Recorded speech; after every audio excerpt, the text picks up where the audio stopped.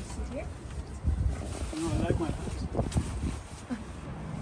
Nilibot kami sa buong Canal for 2 hours.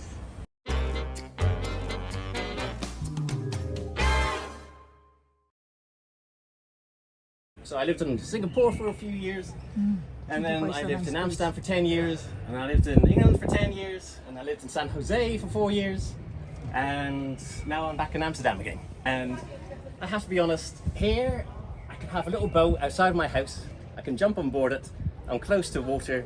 This place is a mecca, in my opinion. And the history here is insane, and I'm a huge history buff. So if I bore you guys with history, I apologize in advance. This is a 2-hour tour sa Canal dito sa Amsterdam.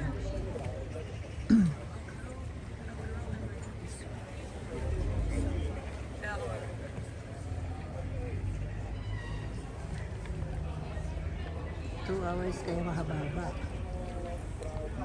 Canals, Amsterdam.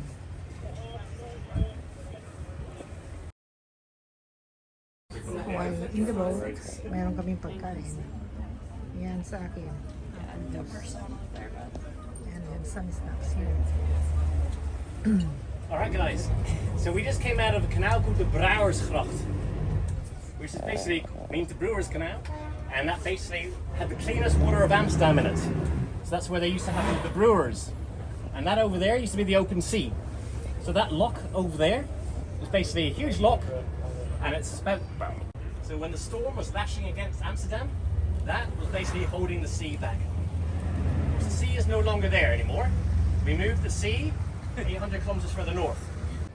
Most richest country in the world, the VOC, which was a monopoly. But we were stonkingly rich. But it was all thanks to the Spanish.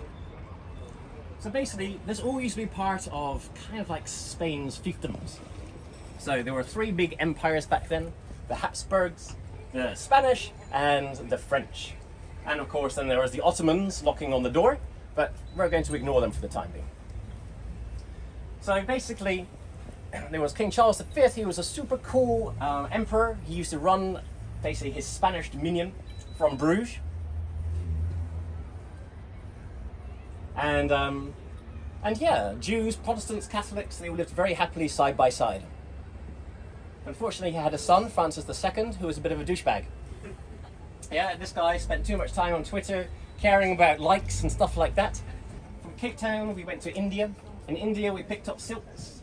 We then went to Indonesia, and in Indonesia, we got pepper rich. Yeah, I say pepper rich because pepper was more valuable than gold. Yeah, 1 bucket of pepper would buy you 5 houses here.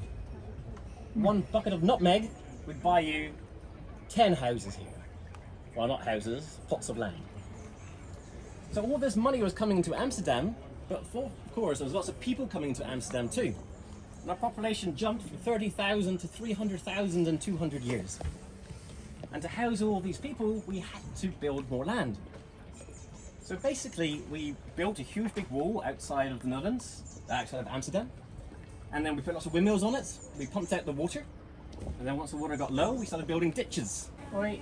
Oh, my previous crew. Hey you guys, you're the best. Best skipper in this town.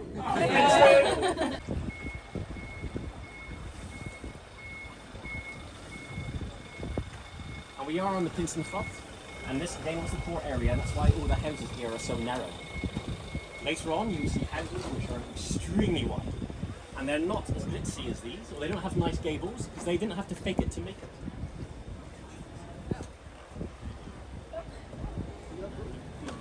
You know, it doesn't. Their approach to things. I cycle into the back of a police car. Not that should result in something. But honestly, working with the police here is an absolute delight. I have never had any problems. Yeah, and you know, just literally their tolerance to things is insane. They don't care what you do, as long as it doesn't affect other people. It's like, oh, wait a second, what drug are you taking? Oh, I don't think those are legal. But you know what? As long as you're not harming anyone, you keep on going. Oh.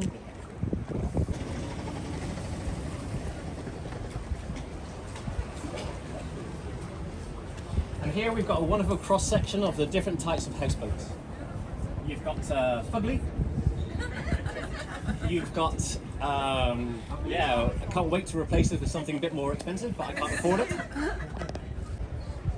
So speaking of sinking, 4 years ago for Gay Pride, I was on the houseboat that was here before, and we sank it. It's not something I'm proud of. I actually stepped off it when it happened, but there were 14 people on board, all leaning out the windows.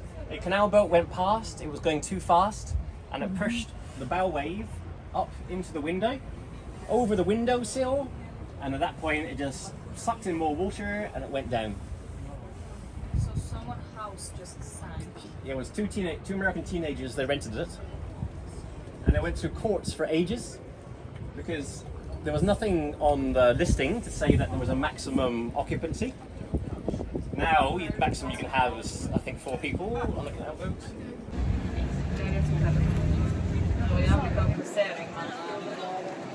We still have 1 hour to go. This is a 2 hours ride. The boat sa Canal, Amsterdam.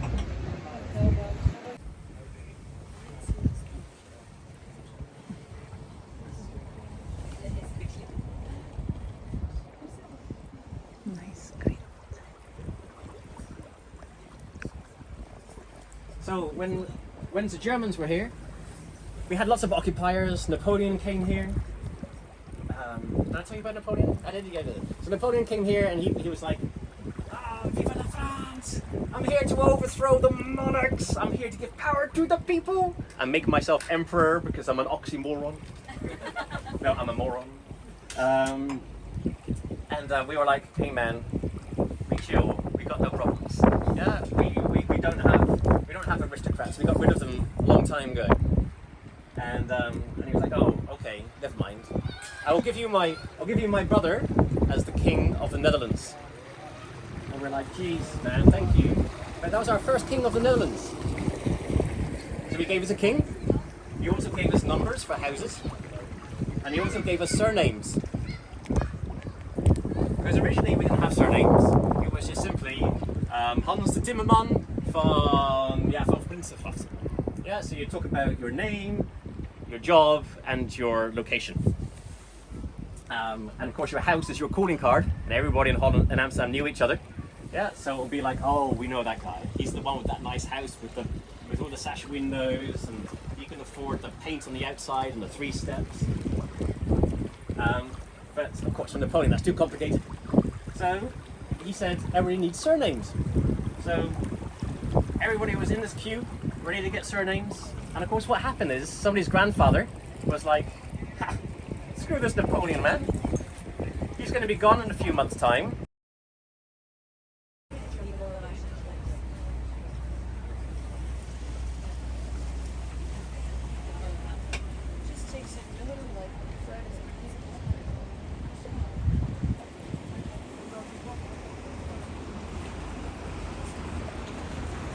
Alright, we're going out to the sea. This is my favourite part of the tour because it's got big ships. This is me. If I could be a pirate, I'd be a pirate. I'd be a very nice pirate.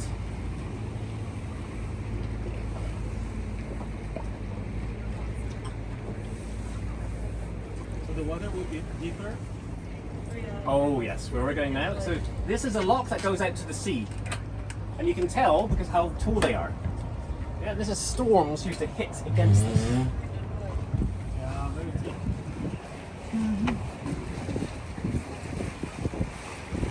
Forest tracks nowadays? They're not used anymore. The water level is now regulated way outside. Is it regulated the Afsluitdijk, which is the dam they built 80 kilometers further north. Instead of having to deal with hundreds of kilometers of coastline, they just built a dike over the top where they just have to deal with the smaller piece. And it also gave them a huge big area of water in the centre of Amsterdam, Netherlands, the IJsselmeer, which could be used. They're trying to desalinate it so they can use it as a freshwater reserve. So they're really on a plan to remove the salt. Yeah, and the Dutch are amazing, man. It's just...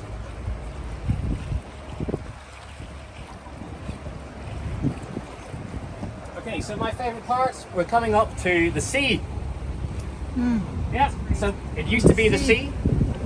And coming up to us here on the right-hand side, you will have the Admiralties building. This is where you would pick up your cannons before you went to sea. So this is where all the gunpowder was stored. It's very windy.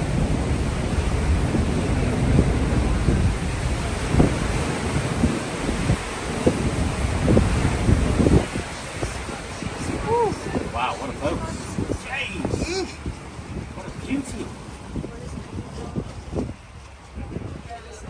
Oh wow, that's a go anywhere kind of sailing boat. Amazing.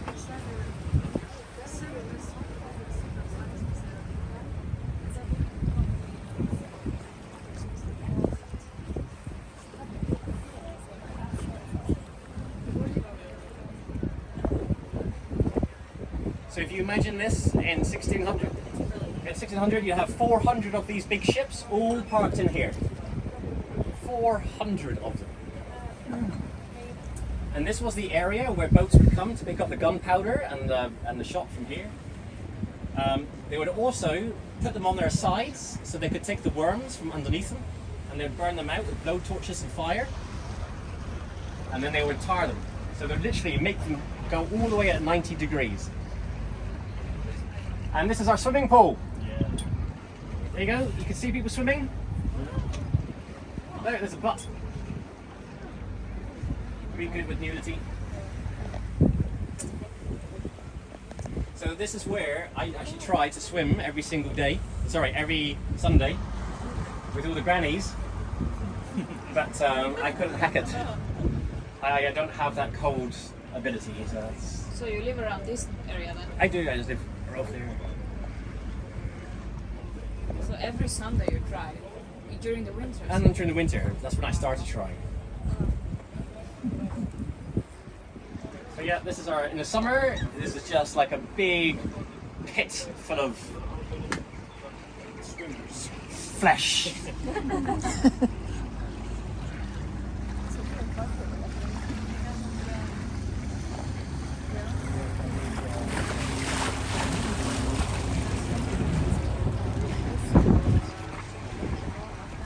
And this over here is a science museum.